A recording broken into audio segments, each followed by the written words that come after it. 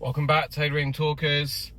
It's been a year since I took delivery of this BMW M2 G87. And whenever I tell people that, they always ask me the same thing. How's it been? What's it like? And my instinctive answer every single time is always the same. It's ridiculous. And I mean that in the best possible way.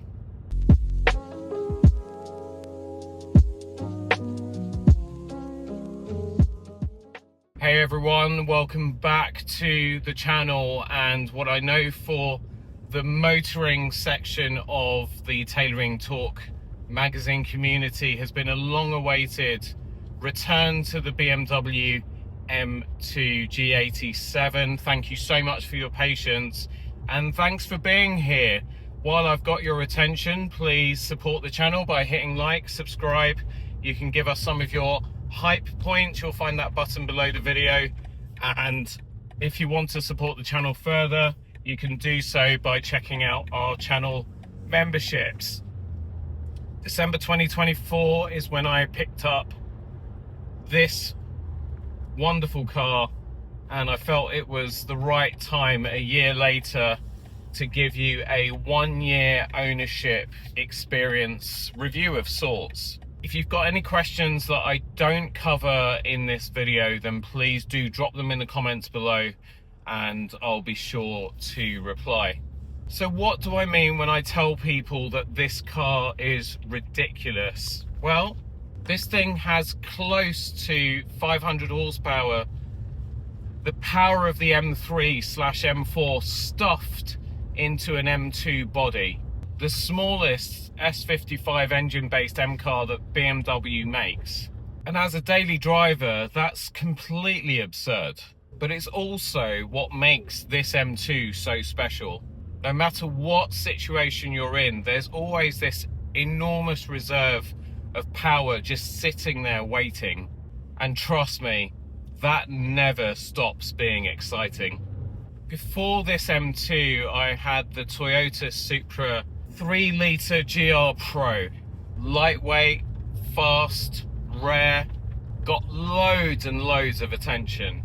But it never quite felt like my car. It also wasn't very practical. No back seats, an odd-shaped boot. And while it had the wonderful engine that is the B58, I kind of always knew that it was a stepping stone to one day getting a proper M car like the M3 or the M4.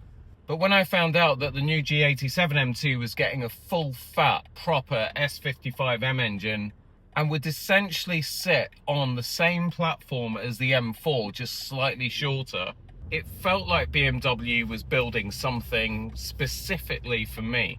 Compact, easy to live with, brutally powerful, and still usable every single day.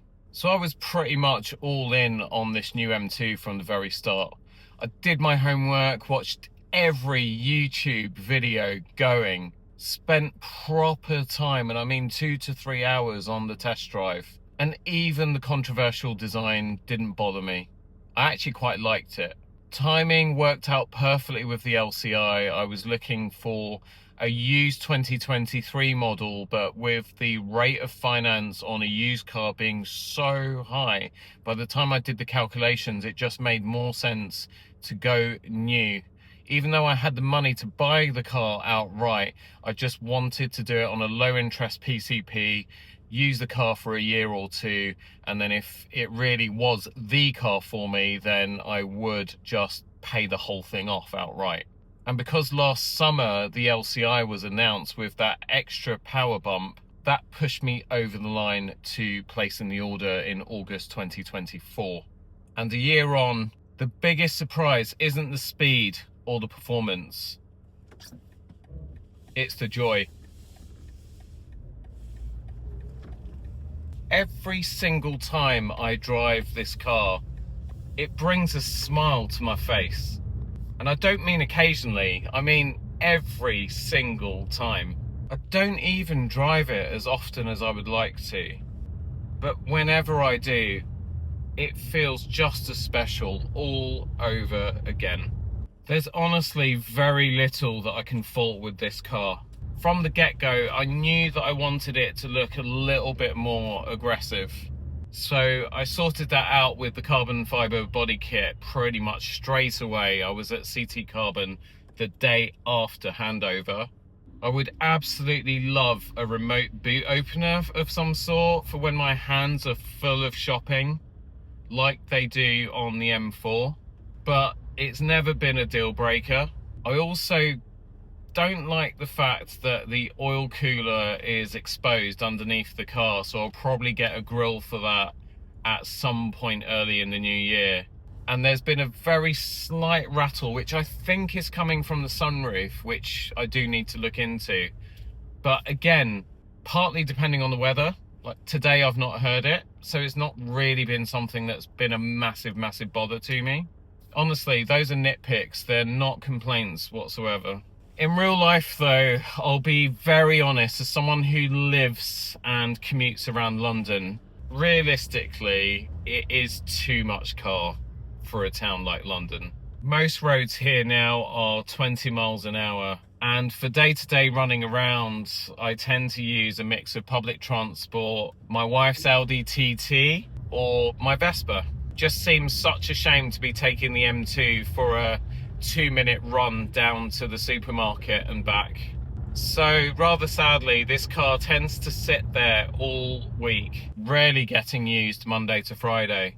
But when it does get used properly, that's when it earns its place. Motorway journeys, client visits, trips out of town.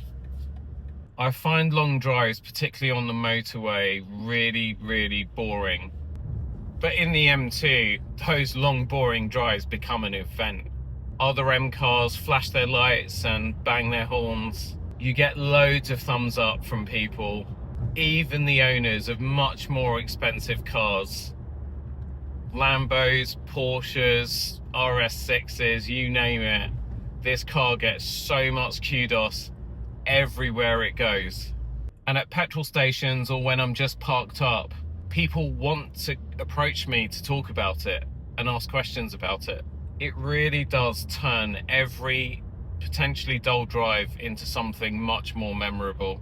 From behind the wheel, after 12 months, it feels a bit like a domesticated wild animal. I know it really well, but I also have a lot of respect for it. Rear-wheel drive with this much power keeps you on your toes. The power delivery is instantaneous, and you really have to watch your speed because it is really easy to go very fast. On the motorway, it cruises beautifully, and the cabin is actually surprisingly quiet for a car that is actually really loud. But when you lean on this thing, it's an absolute beast. Watching other performance and sports cars disappear in the rearview mirror never gets old. Design-wise, I've always liked the G87. It reminds me of old school M cars from the late 80s and 90s. The boxy E30 and E36 era. Now my car, after deliberating over the colour so much, I ended up going with black. And with the carbon body kit, it looks really aggressive. But still kind of quiet and understated at the same time. I've been told by family and friends when we've been in convoys that when they see this car in the rearview mirror, it's got such road presence, they feel like they need to move out of my way. Especially with those demonic looking yellow DRLs staring at them. And every single time I park this car and walk away from it and do the look back, M2 owners, you know what I mean? It just looks right.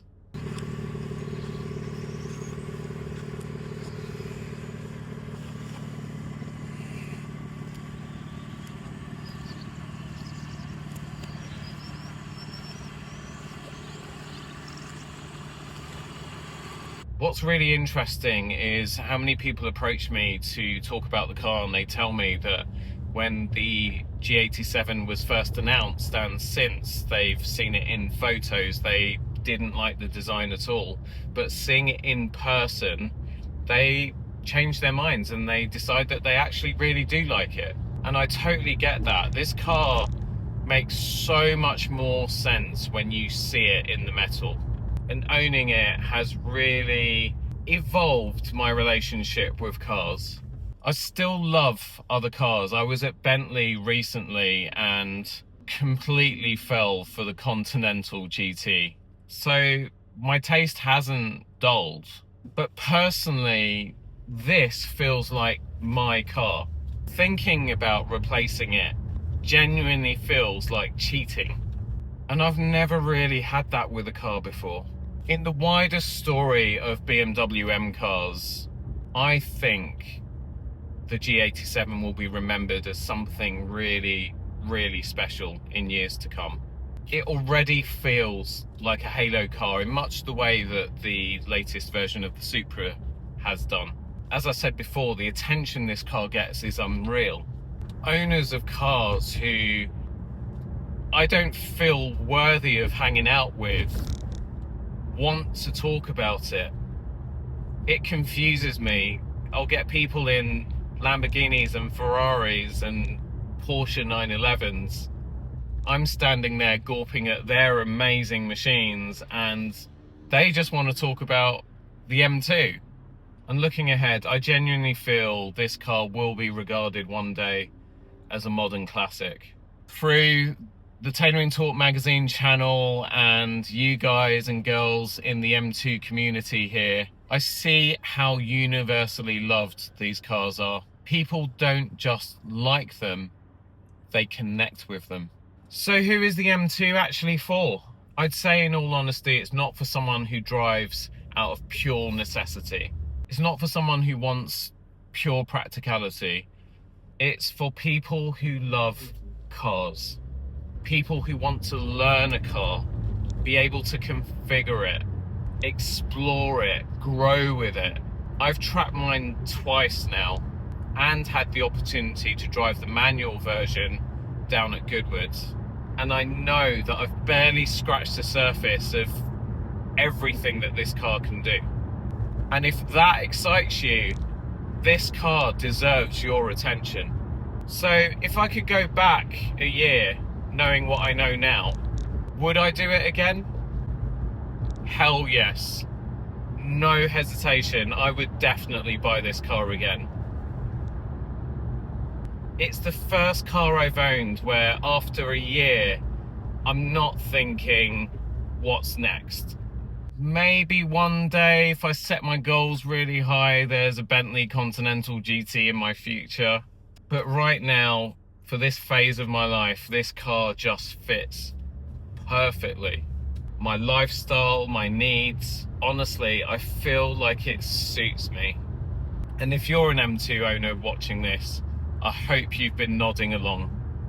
And if you're thinking about one of these, I hope this review has inspired you. Because a year on, this car still feels ridiculous, and I wouldn't have it any other way.